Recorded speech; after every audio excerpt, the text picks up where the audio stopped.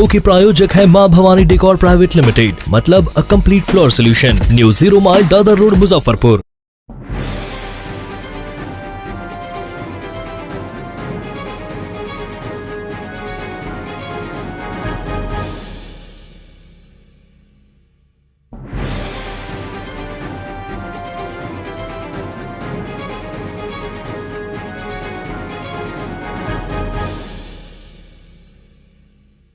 शब कदर की रात है, आज की क्या अहमियत है इस रात की? ये आज की रात की बहुत बड़ी फजीलतें हैं अल्लाह तबारक व ताला के नज़दीक और अंबियाए कराम अलैहिस्सलातु वस्सलाम के नज़दीक भी इस रात की मान्यता बहुत ज़्यादा है, क्योंकि फारसी के अंदर शेर आया है कि हमा शब कदर बूदे तो शब कदर बेकदर बूदे। गोया कि पता चला इस शेर से कि तमाम रातें एक जैसी नहीं होती है, उसी में से एक ये शब कदर की रात है। और इस रात में अल्लाह तबारक व ताला अपने बंदों पे ख़ास रहमत नुज़ुल फरमाता है। हदीस पाक में आया कि आज के शब में बनु कल्ब की बकरियों की बालों की तादाद अल्लाह रब्बुल इज़्ज़त गुनहगारों की बख्शिश फरमाता है।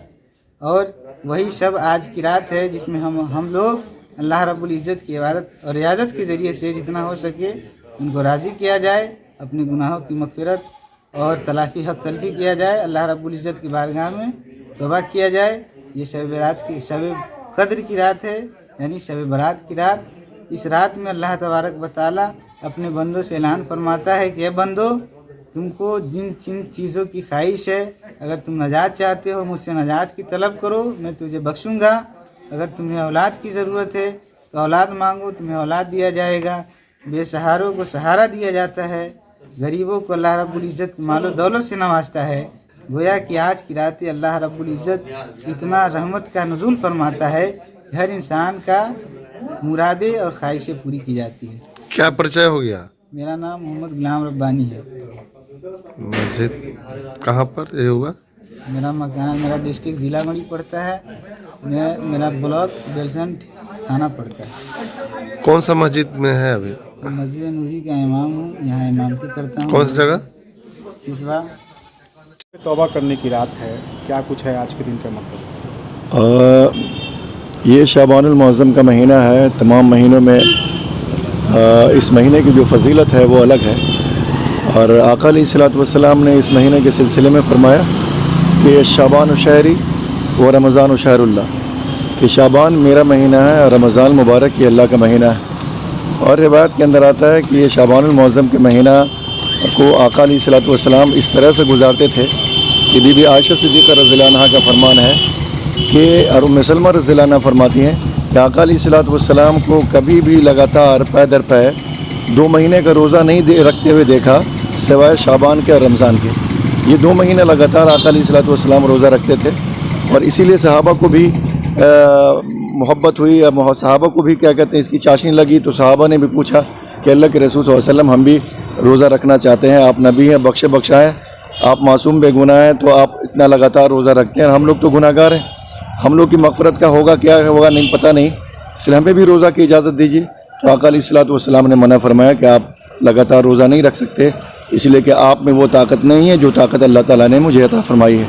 मुझे अल्लाह ताला रूहानी ग़िज़ा देता है जिसकी वजह से मैं लगातार रोज़ा रख पा रहा हूँ। आप रोज़ा न रखें लगातार, 15वीं शब से पहले 15 शाबान से पहले जो आपको रोज़ा रखना है आप रख लीजिए।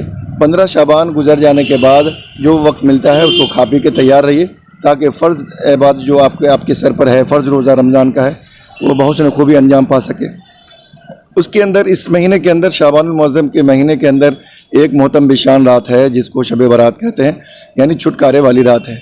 इस रात के अंदर अल्लाह तबारक व ताला तमाम जहन्नमियों के ऊपर से अज़ाब को रोक लेते हैं, इसीलिए इसको बारात कहते हैं, छुटकारे की रात कहते हैं कि अज़ाब को हटा लिया जाता है, अज़ाब को रोक लिया जाता है। और आका अलैहिस्सलातु वस्सलाम ने फरमाया कि ये रात मग़फ़िरत की रात है।